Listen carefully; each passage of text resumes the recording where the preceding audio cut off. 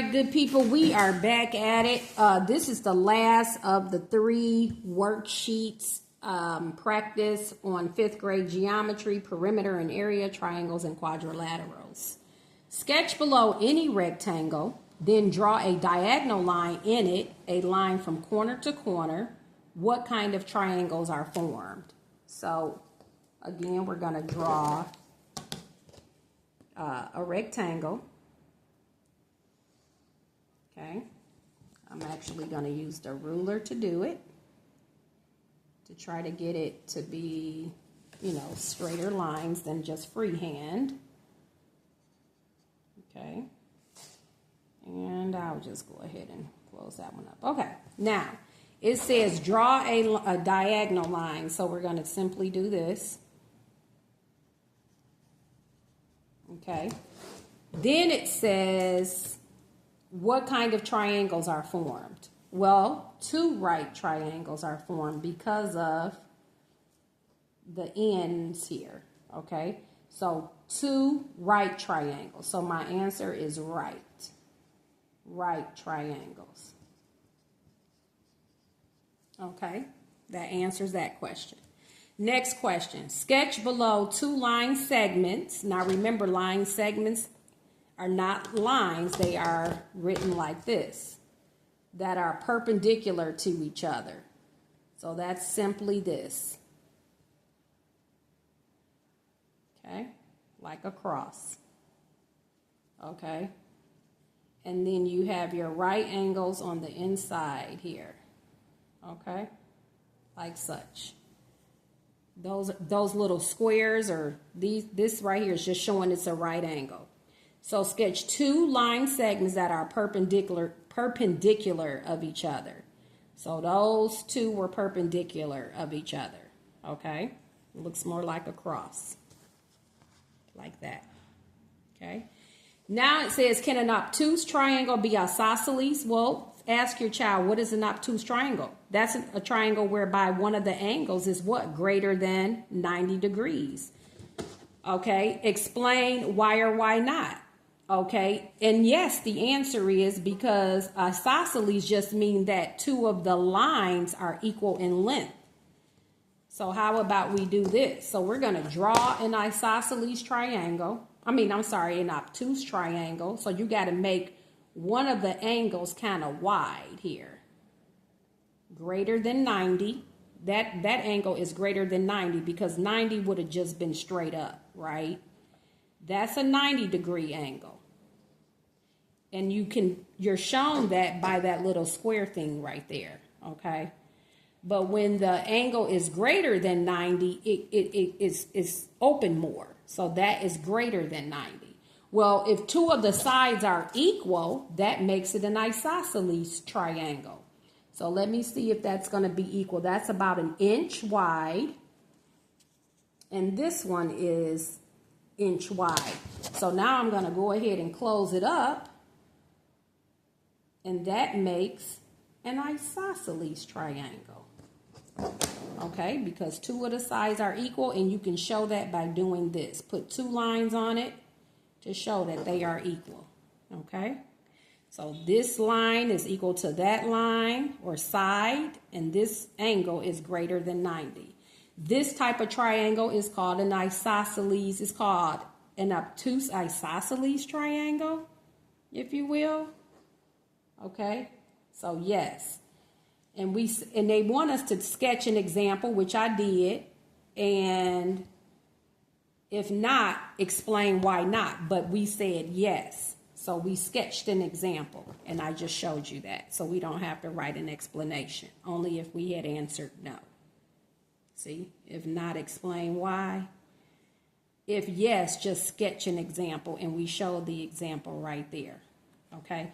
This angle right here measures greater than 90, and those 2 sides are equal, and I show with the 2 lines, okay, on each line, each side of the triangle. Draw a right triangle with a 4 centimeter and 6 centimeter perpendicular sides.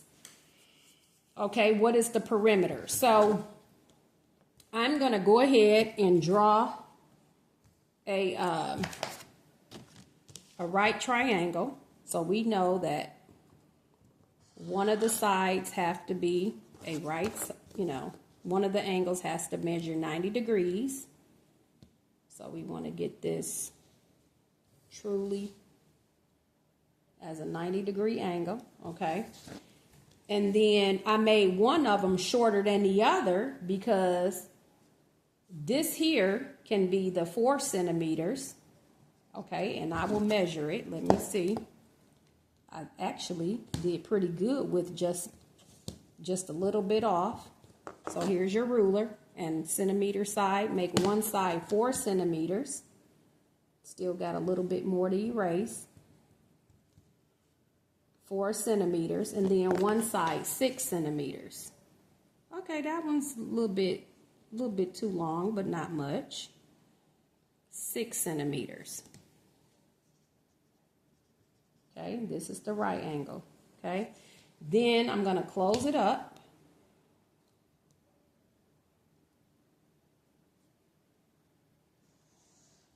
All right, and then it says, what is its perimeter? Well, if this is 4, this is 6. Let's see what this is.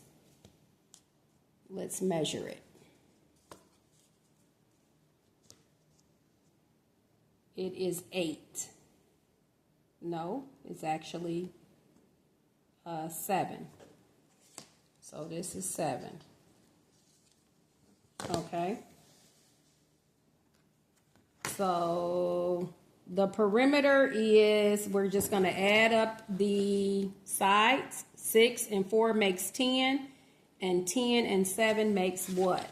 So I'm going to measure those again just to make sure. There's probably some rule for this. So that's 4.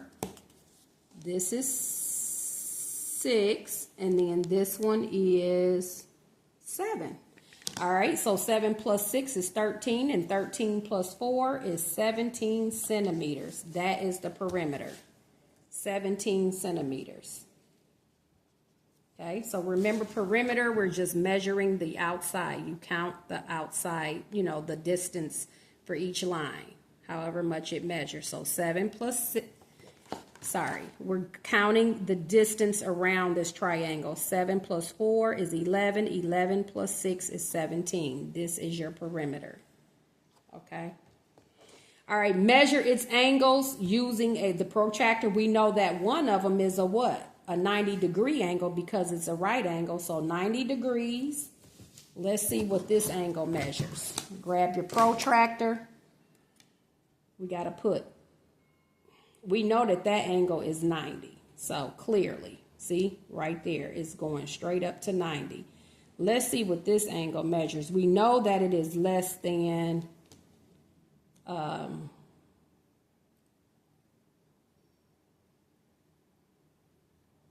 it's going to be less than 90. So this one is pointing to, one of the lines is on 0, and this is pointing to 60.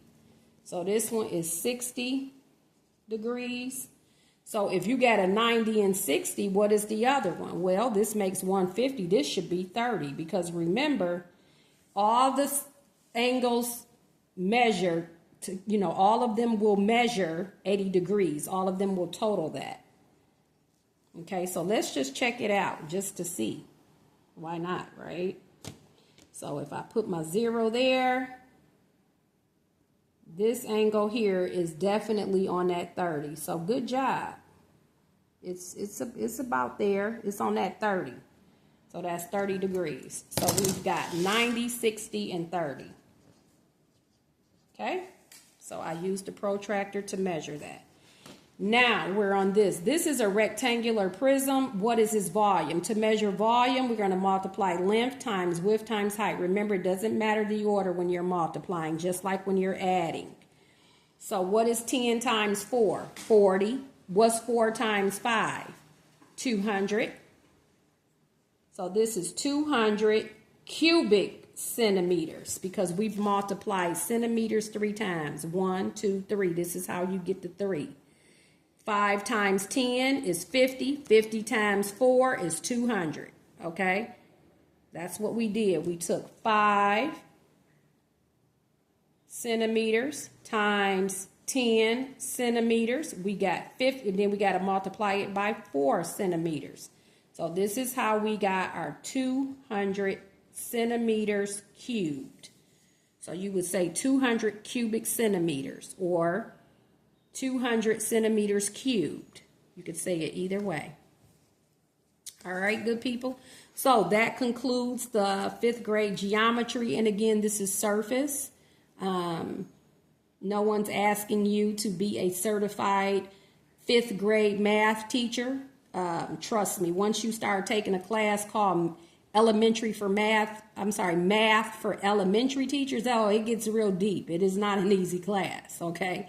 Math for elementary teachers. You got to know some stuff, okay? And they offer that class generally at a community college.